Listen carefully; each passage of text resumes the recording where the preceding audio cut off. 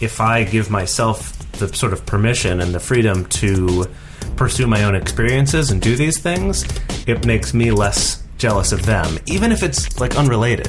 Like it might be that they want to do one thing with a partner and I'm holding myself back from seeking a different kind of experience, that by letting myself have my experiences, it makes it easier to let them have theirs.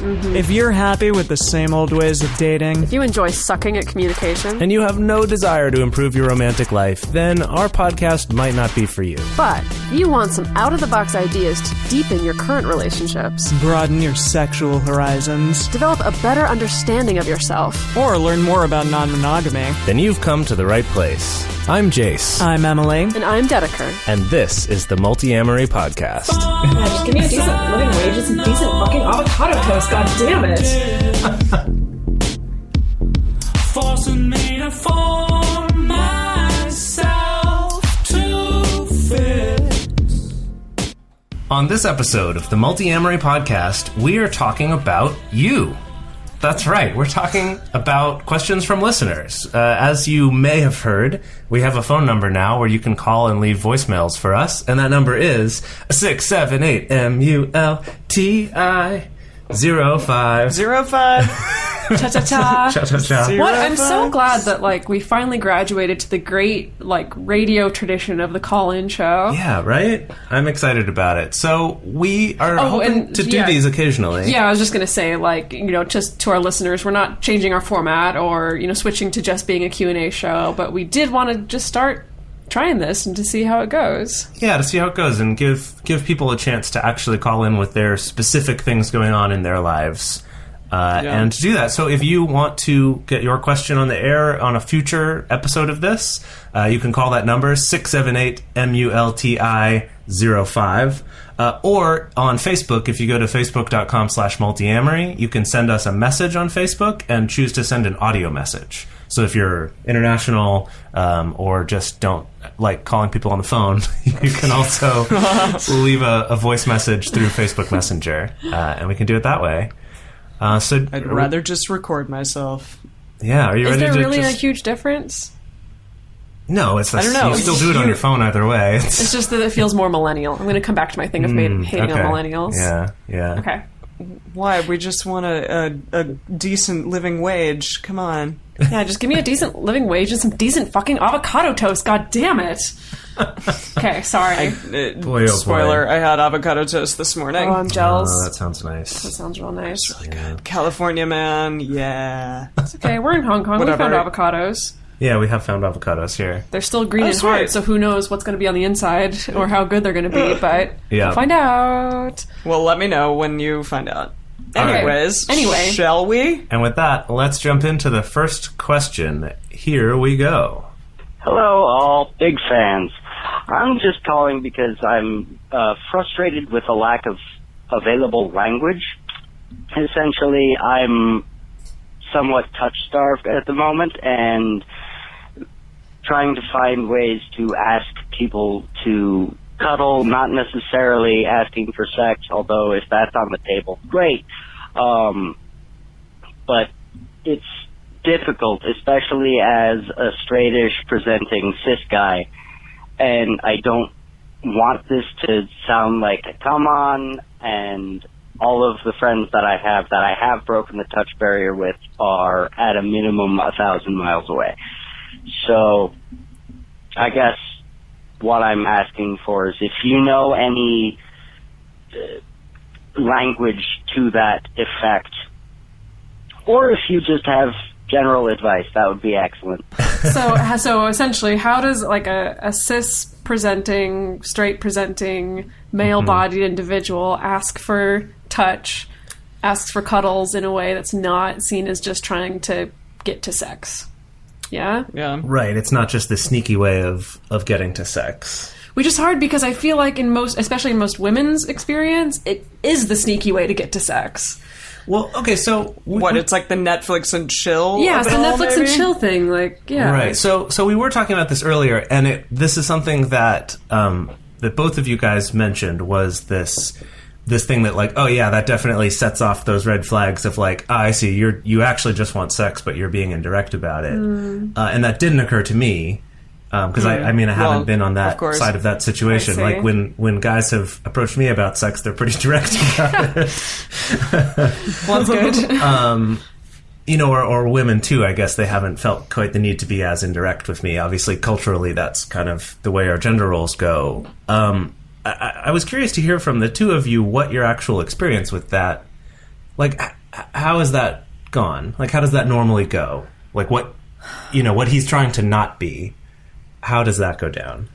It's hard. Like, I feel like I often have my guard up, and so if I think about when I'm intentionally stepping into a space, like maybe it's a poly meetup or like some kind of sex positive meetup, like a space where in theory people know about consent, people know about about non-sexual touch, people know about all these things, like these people are woke up to those things, that even in those spaces I'll still have my guard up because I still get the sense of like, if I agree to cuddle with someone, they still might think that something more could be attached to that, or they'll think that this is still like just a progressive step leading to, possibly a relationship or sex or whatever it is. I'm happy to say that the times that I have let my guard down, that I have let myself maybe cuddle with someone or just have non-sexual touch with someone, that I have found that my request for it to not go further has been honored, and that's been good. I mean, where I am right now, it's still kind of this slow process of slowly getting used to that, and I feel like that's the hard thing, is like I feel like most women are just not at all used to that whatsoever. Well, and yeah, I mean, I tend to always have my guard up when it comes to just men in general, or male-bodied people in general, and maybe I shouldn't, but there is, women... I think just being a female-bodied person at all means that you probably should have your guard up with people in general. At least that's kind of how I feel, because we do statistically get, harmed far more than people of male-bodied. So, well, this is turning into a real bummer. Well, no, I'm not trying to say that. It's just that, but I think touch is incredibly important. I mean, one of my partners is a cuddleist, so that's very much a thing that they believe in, and that they're obviously, sharing with the world. And I think it's important for this person to actually have that as an outlet. I think it definitely is important, but I don't know. I mean, consent, Dedeker, you said it, like, that's the name of the game. Well, okay. Jase. Okay. Hang on. Like, yes. And given that this... Okay, I'm going to go on the assumption that this caller... understands and practices good consent and, is kind of part of this community and whatever. So, like, rather than going more into that, assuming that he is those things, how can he get this across to two people that he's interested in? And a thought that I'm having, actually, is that I think where the problem lies is in this idea, or, like, in the thing of saying... I'm looking for a cuddle, and if it's more, then I'm okay with that. That I think that for people that can be interpreted wrong, can be interpreted more of like, I want sex, but I'll take what I can get, or like, I'll take that for now and hopefully turn it into sex later, or those sorts of things. Yeah. And I'm thinking, what about this idea of separating those things? Like, I know it's nice to say, like, yeah, if it organically evolved into that, it'd be cool, but when you start with that... I think that's kind of where the problem lies. And I wonder if... We talked about this before, about the idea of getting your needs met beforehand so that you go into the dating pool not needing anything. Yeah. And I'm thinking, if you are in an area or can drive to an area that does have actual, like, cuddle parties, or even, a cuddleist, like Emily was talking about... of just getting that need met in a place that's really, truly only that. So, like, no one's thinking that you're going to try to turn it into sex because that's not a thing you can do at that venue, right? And then, in your dating life, you can just go into dating, but you're not kind of needing it to satisfy that urge. Yeah, I'm trying to think of, like, if I'm outside that space... Because I think that if I'm coming into that space where it's a dedicated, like, cuddle space, it's a cuddle party or a cuddle room or something like that, where I know everyone's on the same page, that I'll feel a lot safer going into that. But if I'm just, like, out and about in the world and someone approaches me, I think for me, what I really value is some specifics.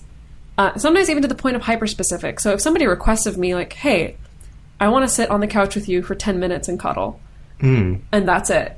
You know, I'm feeling much more comfortable with that, like, when more of my questions are answered, rather than just, like, hey, let's cuddle, or hey, is it okay if we cuddle?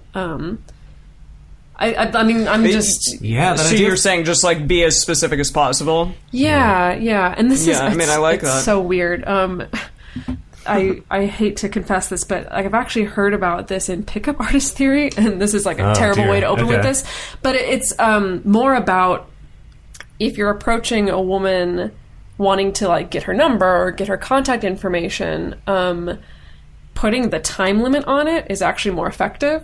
So as in, if you go up to somebody and you're like, hey, like, I'm about to leave because my buddy's, like, waiting in the car out there, but I just wanted to say, like, you seem really interesting, you seem really beautiful, I would love to talk to you. Coming into it knowing, like, that, so that the person hearing that knows, like, oh, this is a limited interaction and it's going to end. So as in, like, not this guy's coming up to me and now I have to awkwardly stand through him trying to pick me up and, like, trying to get out of the conversation, like, already knowing, hey, there's an out and this is going to end and then it's going to be over with. So we're saying manipulate people. Well, and we'll be good. Well, no, I'm not. Well, I mean, obviously, the whole, you know, the standpoint of pickup artists is, like, manipulate people so that we can actually get what we really want, which is the number, or what is sex. But obviously, in this situation, it's different. It's not like we're going to put this limit on it so that then I can make it. Then it makes it easier for me to get sex. It's we're going to put this limit on it so that someone feels more comfortable and doesn't think that I'm just looking for sex. Yeah. Yeah. I think that, man, that's interesting bringing up the pickup artist thing because it's true that a lot of the stuff that's taught in the whole pickup artist community is kind of about, you know, making people feel safe, making yourself seem more approachable, stuff like that. And oftentimes, not all the time, but oftentimes kind of with a nefarious purpose behind it, or not even nefarious, because that's implying that, like that sex is negative. It's like, no, ideally that's going to be positive for both people, but it's more that it's dishonest. And I think that what this caller is kind of wrestling with is something I've experienced a lot myself, and I've also seen with a lot of other people who are trying to kind of be more open and step out of the normal game of dating, is that in trying to be honest and upfront, it almost ends up coming across as manipulative. Interesting. Because it's just saying, hey, these are all the things I'm open to, and truly meaning it honestly, but because that's not the way a lot of people interact, that's why people interpret it as this, like, oh, you just want sex, but you're trying to, like, make it this... Like you're trying to cushion it or trying to make it seem more appealing to me or whatever. Right. Yeah. And I think this that's person a is also... Thing. They're also asking, like, they're saying that the people that would be potentially willing to do this with them, that they're, like, 1,000 miles away, essentially. Well, yeah, just saying that all their long-distance relationships can't provide them cuddling. Yeah. Well, sure, but can't you ask your friends if you need cuddles? Can't you ask, like, a person who's there, maybe in close proximity, that's just a friend for cuddles? And it doesn't need to be, like, a potentially sexual relationship. Well, that's the point, though. Is trying to communicate to a friend, possibly. Whether he has sexual interest in this person or not, but to be able to ask for this touch without it being interpreted in that way.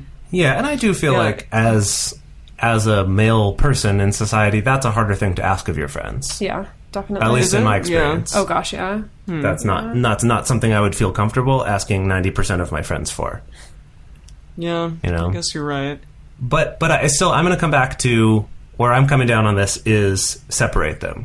Is separate these requests or these things. So kind of, and you could use like what Dedeker was talking about of kind of, if it's someone that you are already on a date with or someone you're already talking to, try putting the time limit on it. Like, hey, would you be okay to just cuddle for like 20 minutes? Like that'd be great. And that's all it is. Or... You know, or if it's like on a dating profile or whatever, if you're just looking for cuddling right now, just put that. Or if you're looking for more than that, then don't kind of put that, well, this or maybe that thing, but just kind of do a one or the other. Or get your cuddling need met at a cuddle party or something, and then do your dating separate from that. And then when you're in person, maybe it will turn into like, hey, let's just cuddle. We don't even need to have sex with each other, but rather than trying to open with that. That's my advice. I think it can be important to also see how feasible it is to take the cuddling out of a space where sex could happen. That's why for What do you me, mean? that's why for me it was like, come sit with me on the couch and let's cuddle.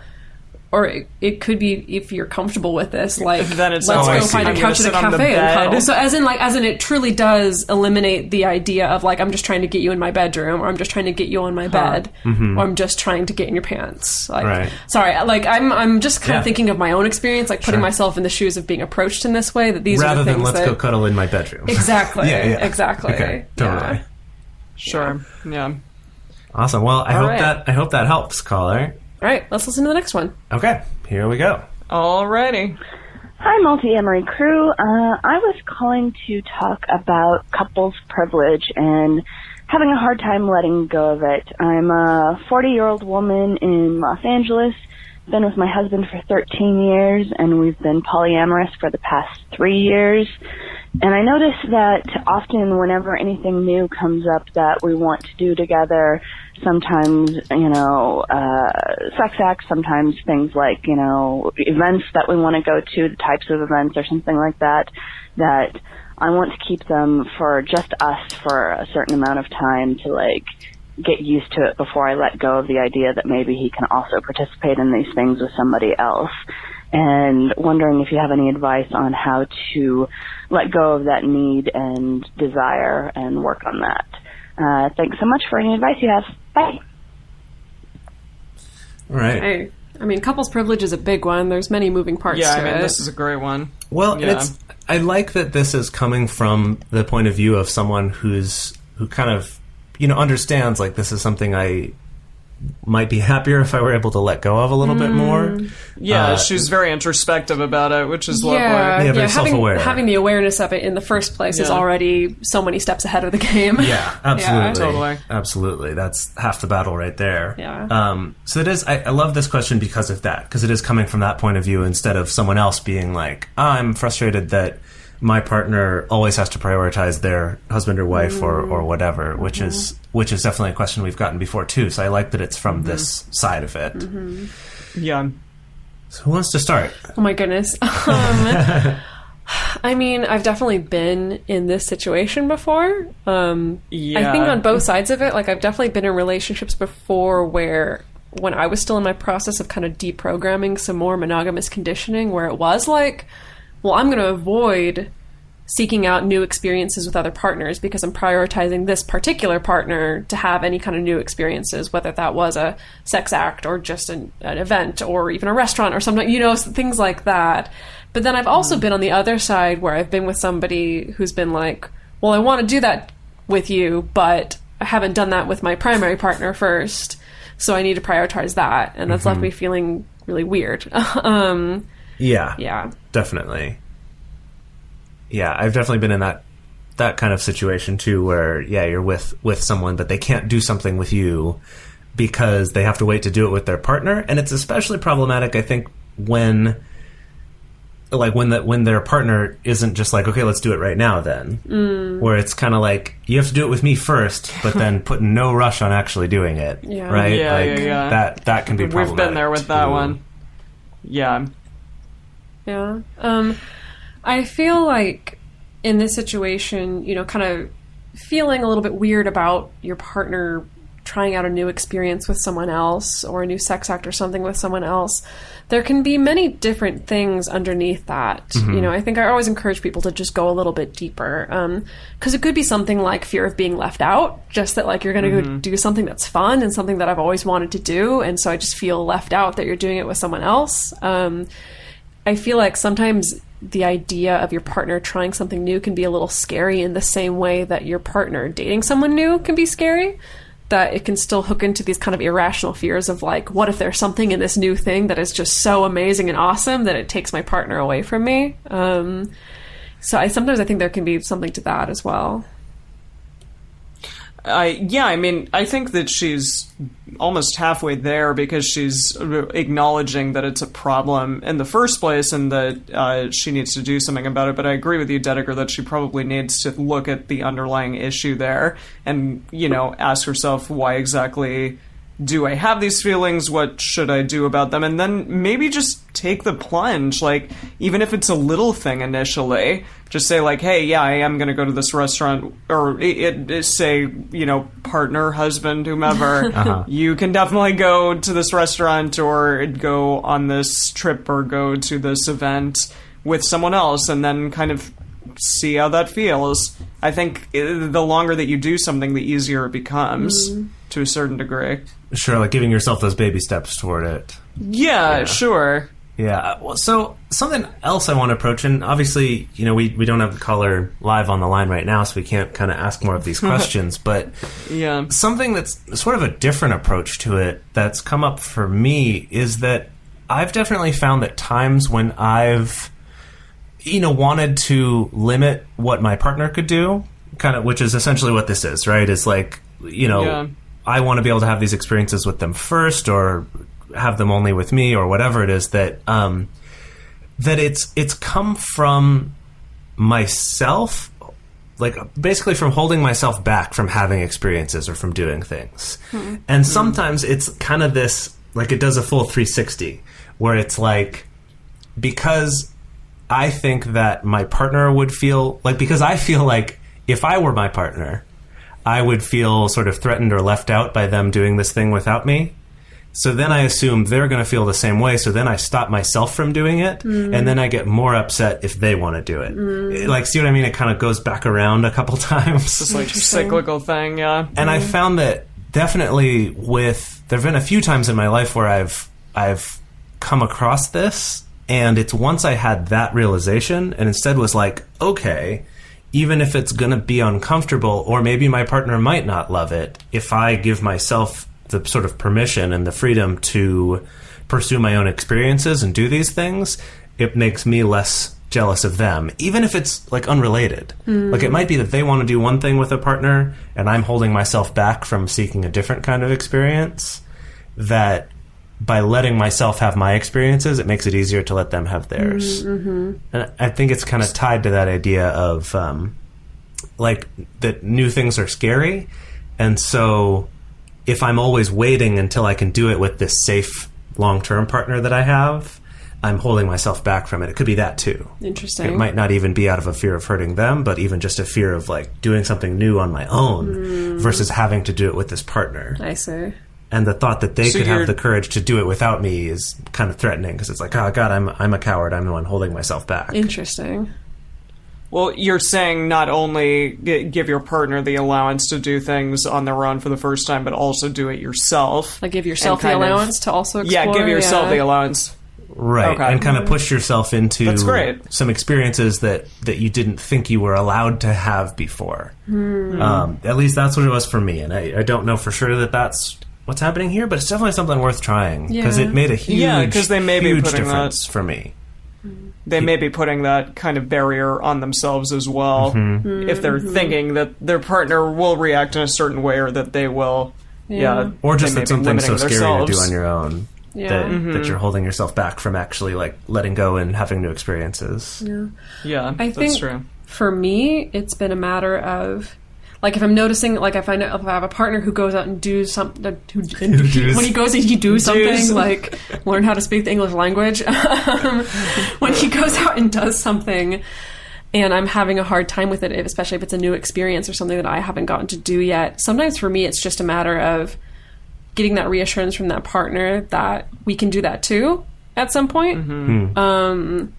And I found in certain relationships, sometimes that's just a matter of time and trust, where maybe sometimes if a partner goes out and has this crazy wild experience or sexual experience that I wish I could be a part of, that maybe it's like, oh, a little bit of a twinge, but there's still this trust of like, but I know that if I asked, we'd do this too, you know, that I know that this is also available to me, so that way, like, I'm not getting totally left out, and it's not like my partner's giving something to somebody that he refuses to give to me, things like that. So that's where it lies for me. I feel like it could also play into a little bit of that kind of the trap of wanting what you don't want, like we talked about a few episodes ago. Totally, yeah. That, like, that I might not even I'm like, maybe I'd like that. I don't know, but my partner's really excited about it. But like the fact that they would do it without me, it's like, damn it, I'm missing out on this great thing, even though to me it might not be as great as it is to them. Like, that's also been something that has come up for me for sure, in terms of like kind of letting go of like, I don't even necessarily want that experience like they do. Yeah, well, and it's that whole thing of allowing autonomy from your partner as well, like saying like we are our own people and we may want different things, and that's okay, because when you become married or when you are in a relationship with someone, you're not just one human being all of a sudden, like, and you're going to want your own things and have your own decisions. And so I think allowing that in the other person is really important. I mean, that's a huge, just allowing yourself to develop separate identities is a huge first step for a lot of people when kind of changing the format of their relationship. For sure. Well, thank you, caller. Yeah, thank you, caller, and good job for already being like so aware of seriously. what's going on. Totally. Well done. Okay. Alrighty. All right, last one. Should we do number last 3? caller for this episode. All right, here we go. Hi. I just wanted to ask a question. Dealing with my husband and I have been together for 12 years, and we decided that we wanted to open up our relationship, and we've been non-monogamous for about a year now. The problem now is coming in where, and I know you guys don't really like hierarchy and things like that, but the problem is my husband would prefer for things, he would prefer it to just be more of like a very casual, like hookup, basically keep our relationship intact, not have a lot of emotion or super intense connection, things like that. Whereas I am not really interested in just casual sex. I've had casual sex, and I've enjoyed casual sex, obviously, but it's not something that I want to actively participate in all the time. If I meet somebody at a party and it's like chemistry and we hook up, like that's fine. But what I more am looking for is having a connection with somebody, having a relationship. And so my husband and I definitely communicate and try to work through it. But I'm just wondering if you guys have any ideas on how to get him to maybe understand that I can have a serious connection with somebody else, and it doesn't necessarily lessen the connection that I have with him, because in my eyes it doesn't. I don't feel like me having care for somebody else is going to influence my care for him. And I think he's worried that, I could possibly leave him for somebody else, and then I don't know if he thinks that I would just go off and be monogamous with them, or, I'm not really sure. I know what his fears are, but I don't really get it, because in my eyes, it's not an issue. But I don't really know how to help him work through that. So if you guys have any suggestions, I would really appreciate it. Thank you. Wow, I feel like this is a really common situation that comes up a lot. Yeah. It's common, but there's not kind of a one-size-fits-all solution for it. There's never a one-size-fits-all solution for anything. Yeah, so I don't want to say like, this is a common thing, whatever, everyone solves this. It's like, no, it's unique and individual for each situation. I feel like what's interesting to me is that a lot of the information that I feel like I would want them to sort of figure out and do some searching to find is actually in this voicemail already. And it's kind of this specifically that, well, he wants everything else to be casual and for our relationship to pretty much stay the same, but I'm not interested in casual sex. And, sure, I'm open to it, but that's not really what I want to seek out. Like, I think that's sort of the key there. And, like, really what it comes down to is just when I hear this message, I go, oh, okay, you both kind of want different things. And the problem here is... that's okay? Yeah, and that's okay. I feel like the problem here is in the two sides kind of wanting or feeling some need that both of you have to do the same thing. I see. And that's kind of where the problem is. And it's a tricky thing. It plays a little bit into that idea of of the wanting what you don't want thing, that he might be more jealous of you having these more intimate, loving relationships, even if that's not something that he's looking for.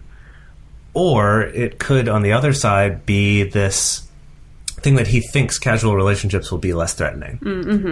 And I think that's the really important key factor here, is that people are often surprised by what actually makes them jealous or what actually is threatening to him. And if there is this underlying fear that, you know, you're going to meet somebody and then you're going to leave him, or if there's this fear that you're going to meet somebody and then you're going to go off and be monogamous with them, that fear is still going to be there regardless of what your external behavior is, you know? So for instance, even if you decide like, okay, fine, I'll just have casual sex, I'll just have casual relationships, that fear's still going to be there. And so if you're having casual sex, but he's still finding like, oh, actually I'm still afraid that you're going to have casual sex with somebody and then want to run off with them, like then you're kind of stuck in a corner, because it's like, well, where do we go from here? You know, because the solution that the solution that we thought was going to fix this fear didn't actually fix it. And it becomes just like a Band-Aid, essentially. And I can say like, and I've been totally guilty of this because I've made assumptions of partners in the past. Like I've just made the assumption of like, oh, well, everyone thinks that casual sex is less threatening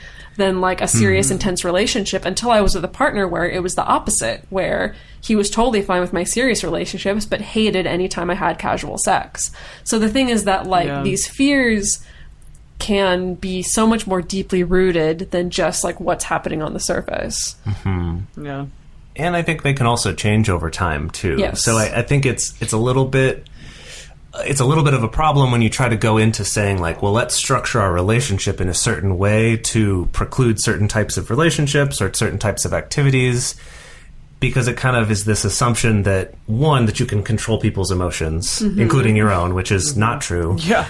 And then the second part is that is the solution, and you don't know that. Like you're putting this Band-Aid on, you're treating a symptom rather than actually trying to figure out what it is that's causing this fear here, or kind of letting go of it. Yeah.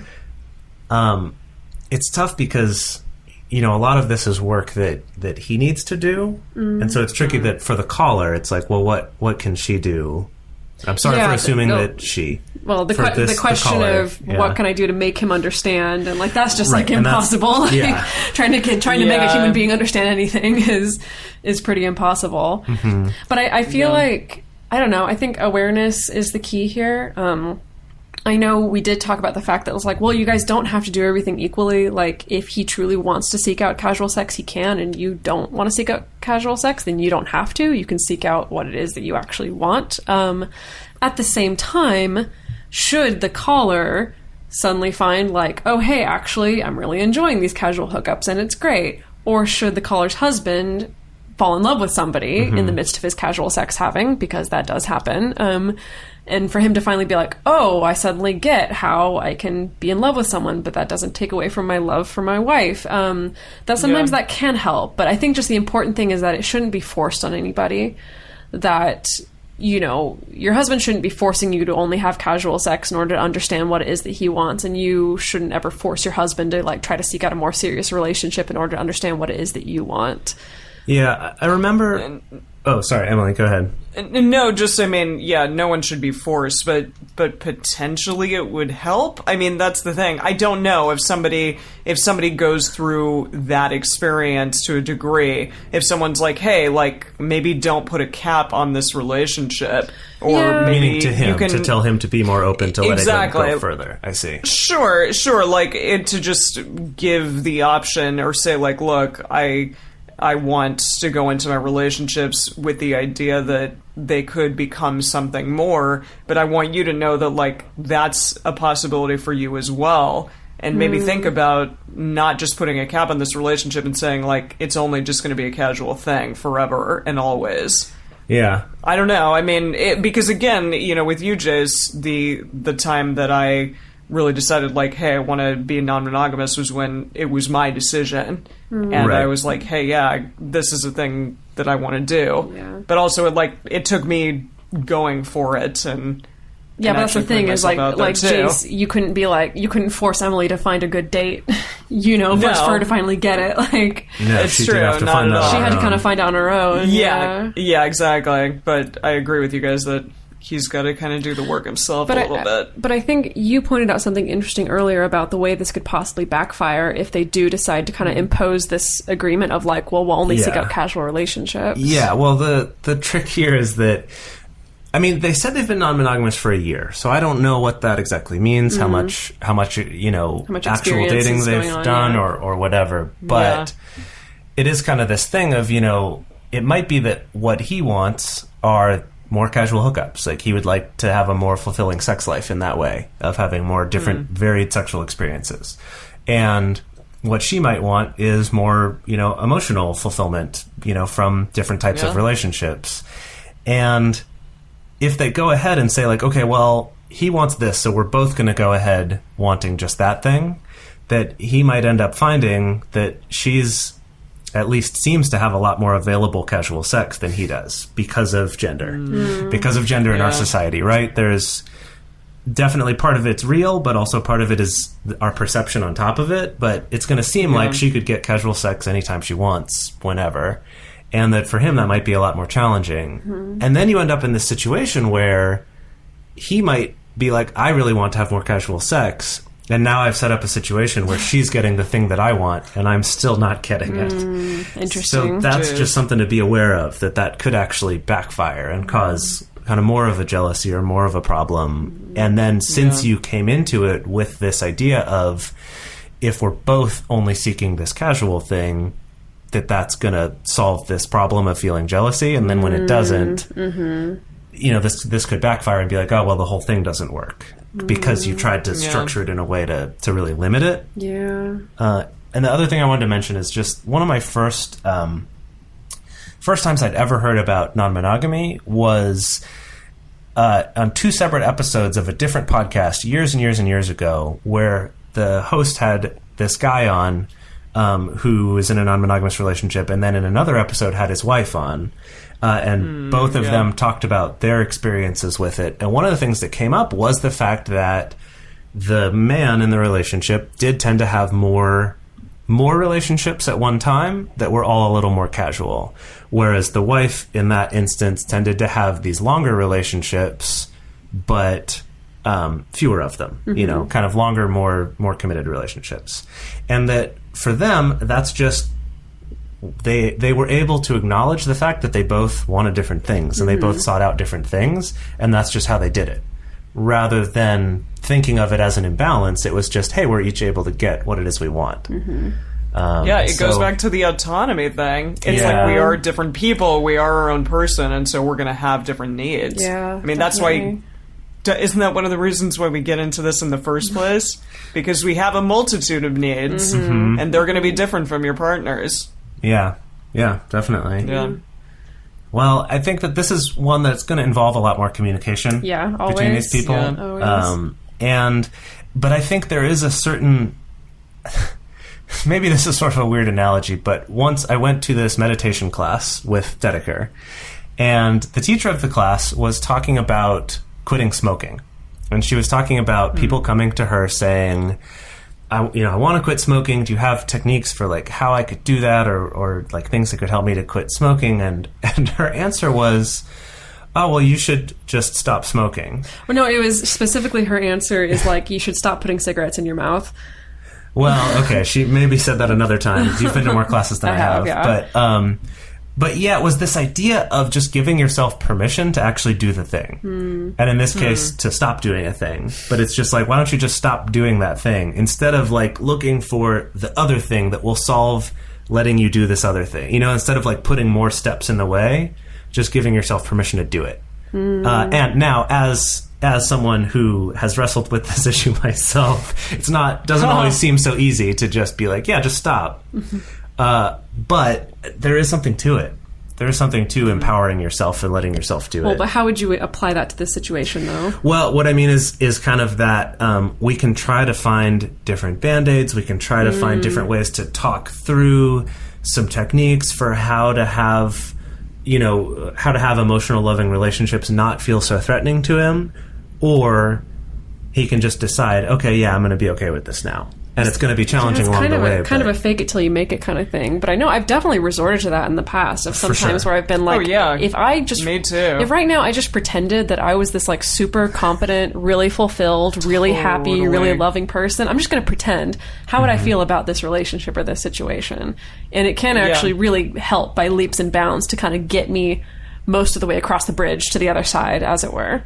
Yeah. I wrote a blog about this. Yeah. It was kind of one of those, and I was like, well, I'm just going to decide to be okay with this thing that is irking me right now, and lo and behold, it worked. Yeah. It really did. Well, So, my goodness. I wish you both the best of luck in that relationship. Good luck. Well, this is great. All we right. had more questions that we wanted to get to, but we're out of time for today. We're going to hopefully be able to address those voicemails in a later episode. Absolutely. If you are interested in having your question or your comment played on the show, then you can call 678-MULTI-05. You're not going to sing the song? No, I'm not going to sing the song. Okay. Or if Jase and I'll sing it. or if you're an international listener, you can send a Facebook audio message to Multiamory. If you're like me and you're freaking terrified of voicemails, you can also email us at info@multiamory.com, or you can send us a message on Twitter, Facebook, or Instagram. And to support our show and join our private Facebook community, you can go to patreon.com/multiamory. And also, let us know what you think of this episode format. We are very curious to hear from our listeners. How do you like this? I've loved it. It's gotten us to get into some things that we might not have brought up ourselves on this show. Yeah. So I really hope this is something we could do regularly, maybe every month or two. But let us know what you think and how you feel about it. All right, thank you so much. Multiamory is created and produced by Emily Sotelo Matlack, Dedeker Winston, and me, Jase Lindgren. Our episodes are edited by Mauricio. Our social media wizard is Will McMillan. And our theme song is Forms I Know I Did by Josh and Anand from the Fractal Cave EP.